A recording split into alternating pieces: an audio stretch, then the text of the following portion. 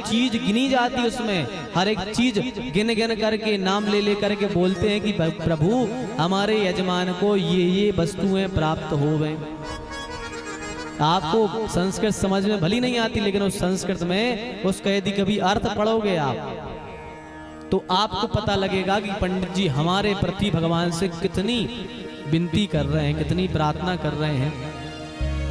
पूरी रुद्राष्टाध्यायी जो पढ़ते हैं पंडित जी, मतलब आपके निमित्त भगवान से संस्कृत में वे स्तुति किया करते हैं। तो सोचो हर एक चीज मिलती है। तो अभिषेक करने से हमारी आत्म शुद्धि होती है। और जो चंदन चढ़ाते हैं अपन, गंध चढ़ाने से पुण्य में वृद्धि होती है। हमारे पुण्य बढ़ा करते हैं भगवान शिव को चंदन चढ़ाने से। नैवेद्य लगाते जो रेडीमेड नैवेद्य या घर का बनाया हुआ नैवेद्य जो अपन भगवान को भोग लगाते हैं, उस भोग लगाने से अपन को आयु की प्राप्ति होती है। भगवान आपकी आयु में वृद्धि करते हैं नैवेद्य भगवान को लगाने से। और जो धूप दिखाते हैं, धूप बत्ती की धूप, उस धूप दिखाने से भगवान शिव आपके लिए धन की प्राप्ति कराया करते हैं। धूप दिखाने से धन की प्राप्ति होती है। और दीप दिखाते हैं, जो दीप भगवान को दीपक के दर्शन कराते हैं, उस दीपक के दर्शन कराने से हमारे लिए भगवान शिव की कृपा से ज्ञान की प्राप्ति होती है। क्योंकि दीपक ज्ञान का स्वरूप है। जैसे अंधकार में दीपक जला दिया जाए तो प्रकाश आ जाता है, ऐसे यदि मूर्ख व्यक्ति के अंदर ज्ञान दे दिया जाए तो उसके हृदय का अंधकार नष्ट हो जाता है उस ज्ञान के प्रकाश से। दीपो ज्योति परब्रह्म दीप ज्योति जनार्दन दीपो हरतु मे पापम पूजा दीपन नमोस्तुते। ये दीपक दिखाने का फल है, ज्ञान की प्राप्ति होती है। और जो तांबूल चढ़ाते हैं, लौंग, पान, इलायची इत्यादि, उसको चढ़ाने से हमारे लिए भगवान भोगों की, जो हमारे लिए भोग की आवश्यकता पड़ती है, संसार के संपत्ति का भोग हो या नाना प्रकार के भोग, उनकी वृद्धि भगवान शंकर किया करते हैं। और अपन जो भगवान को नमस्कार करते हैं या भगवान के मंत्र का जप करते हैं, उससे हमें अभीष्ट की प्राप्ति होती है। ये फल है। हमने ये इसलिए बताए हैं, कल से कम अभिषेक करोगे तो और मन लगेगा। हाँ, क्योंकि जब तक जानो नहीं तब तक तो क्रिया मात्र किए जा रहे हैं, लेकिन जानकर पूजन करने में बड़ा ही आनंद आता है। जानकर यदि पूजन करो तो बड़ा आनंद आता है। जैसे पूजन में सबसे पहले भगवान को 4 बार आचमनी जल छुड़वाते हैं पंडित जी। 4 बार आचमनी जल क्यों छुड़वाया जाता है? 4 बार इसलिए नहीं कि केवल ढोंग सा करा रहे कि 4 बार जल छोड़ दो। उसका मतलब है, पंडित जी संस्कृत में कहते हैं, पादयो पाद्यम समर्पयामि हस्तयो अर्घ्यम समर्पयामि मुखे आचमनीयम समर्पयामि सर्वांगे स्नानियम जलम समर्पयामि। 4 बार का मतलब है, पहली बार में कहते हैं पाद्यो पाद्यम समर्पयामि, पहली बार जल देते हैं उसमें भगवान के चरण धुलाते हैं। हस्तयो अर्घ्यम समर्पयामि, दूसरी बार में भगवान को हाथ धुलाने के लिए जल देते हैं। तीसरी बार में मुखे आचमनीयम समर्पयामि, मुख शुद्धि के लिए जल दिया जाता है। और चौथी बार में सर्वांगे स्नानियम जलम समर्पयामि, भगवान को स्नान कराने के लिए चौथी बार जल दिया जाता है। इसलिए 4 बार जल चढ़ाया जाता है। और यही क्रिया हमें भी स्नान करते समय करनी चाहिए। डॉक्टर साहब ही बताते हैं कि स्नान करते समय सीधा जल सर पर नहीं डालना चाहिए, सबसे पहले पैरों में डालना चाहिए, क्योंकि एक्यूप्रेशर पैरों में होता है, जिससे कि खून जो है अपना ठीक तरीके से संचार करता है। तो पहले पैरों में जल डालो, उसके बाद हाथ धो, फिर कुल्ला करो, मुंह पर पानी लगाओ, उसके बाद में सिर पर पानी डालना चाहिए। यह स्नान करने की क्रिया हमारे लिए भी है। जिनको ये ब्रेन हेमरेज हो जाते हैं, नस रुक जाती है, खून का थप्पा जम जाता है माइंड में। वो क्यों होता है? क्योंकि व्यक्ति एकदम से सर पर जाकर के पानी डाल लिया करता है। जिनके ब्रेन हेमरेज होते हैं उनका कारण यही है कि गर्मी में धूप पसीना में आए और उन्होंने सीधा लोटा भरा और सीधा सर पर पानी डाल लिया, जिससे उनका ब्रेन हेमरेज हो जाता है।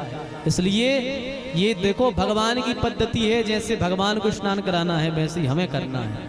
पहले चरणों को धो अपने, फिर हाथ को धो, मुख को धो, फिर जाकर के सब स्नान करना चाहिए। ये स्नान करने की पद्धति है। और सूत जी कहते हैं जो व्यक्ति जन्म और मृत्यु से छूटना चाहता है, जिसको इस जन्म चक्र से छूटना है, तो वो भगवान शिव के शिवलिंग को माता पिता समान समझकर यदि पूजन करेगा तो उसके जन्म मरण का चक्कर छूट जाएगा। इसलिए शिवलिंग को माता पिता जान करके पूजन करोगे तो आपका आने जाने का टंटा खत्म हो जाएगा।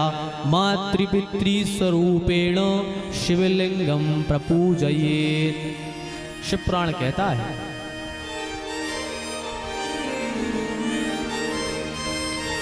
अब देखो नवारण मंत्र की जो ओम अक्षर है इसकी महिमा बताते हुए कहते हैं जो व्यक्ति 9 करोड़ प्रणव मंत्र का जप कर लेता है, ओंकार का जप कर लेता है 9 करोड़ बार, तो वह मनुष्य शुद्ध हो जाता है। यदि शुद्धि करनी हो अपने मनुष्यत्व की तो ओम का 9 करोड़ बार जाप कर लो, ये मनुष्य तन शरीर हो जाता है। और 9 करोड़ बार और जप कर लिया जाए तो पृथ्वी तत्व शुद्ध हो जाता है।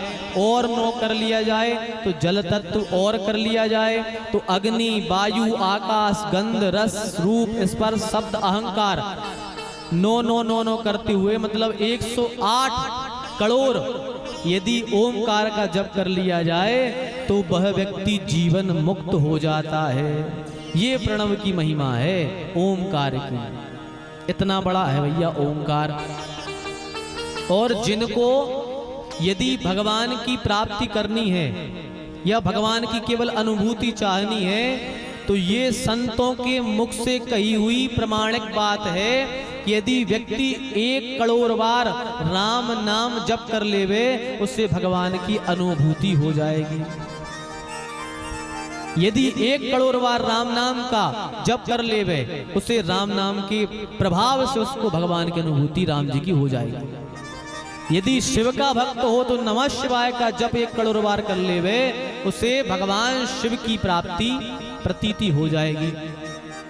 आपके जो आराध्य हो उनका 1 करोड़ बार यदि जप कर लिया जाए निष्ठा से, प्रेम से, तो जो है आपको भगवान अनुभूति करा देंगे। और यदि वही जप आप प्रारंभ करते रहोगे, निरंतर करते रहोगे, तो एक दिन भगवान नृसिंह की, भगवान राम की, भगवान शिव की कथा सुननी नहीं पड़ेगी। भगवान शिव आपके सामने खड़े होंगे। भगवान शिव फिर आपके सामने लीला दिखाएंगे। फिर कथा नहीं सुननी मैया कि भगवान शिव ने क्या किया, राम ने क्या किया, कथा नहीं सुननी पड़ेगी। फिर वो खुद करके दिखाएंगे आपके सामने। जैसे सूरदास जी आंखें नहीं थी, भगवान का भजन किया तो भगवान ने पूरी लीला करी, उनकी अंदर ही अंदर पूरी लीला दिखाई। भगवान ने बचपन से लेकर पूरी लीला दिखाई और बिना आंख के सूरदास जी ने पूरी कृष्ण लीला को लिख दिया। ये प्रभाव है भगवान के जप का। इसलिए जितना जप बढ़ाओगे उतना ही मन संतोषी होगा, आपका मन शांत होगा। क्योंकि मंत्र से, भगवान के भजन से ही मन शांत होता है। यदि शांति चाहिए हो तो भगवान के भजन में लग जाओ। बिना भजन के शांति मिलने वाली नहीं है। आप सोचो कि बड़ा पैसा खर्च कर पैसा कमा लें, बंगला बना लें तो हमारे मन में शांति आएगी? बिल्कुल नहीं आएगी। पैसे से शांति नहीं मिलती, संतान से शांति नहीं मिलती, घर गृहस्थी से शांति नहीं मिलती, ऐसो आराम से भी शांति नहीं मिलती। शांति यदि कहीं मिलती है तो केवल और केवल भगवान के नाम से। इसलिए भगवान के नाम का आश्रय ले लो तो आपको शांति मिल जाएगी। भगवान के नाम में शांति है भैया। इसलिए भगवान का भजन किया करो। भगवान का जितना नाम जपोगे उतना ही भगवान आपको हर चीज की जरूरत पूरी करेंगे और आपको दर्शन भी देंगे। इसलिए तो कहा है भोले बिन चैन पड़े कैसे। किस किस को चैन नहीं पड़ती बताओ? कौनों को नहीं पड़ रही कि पड़ रही?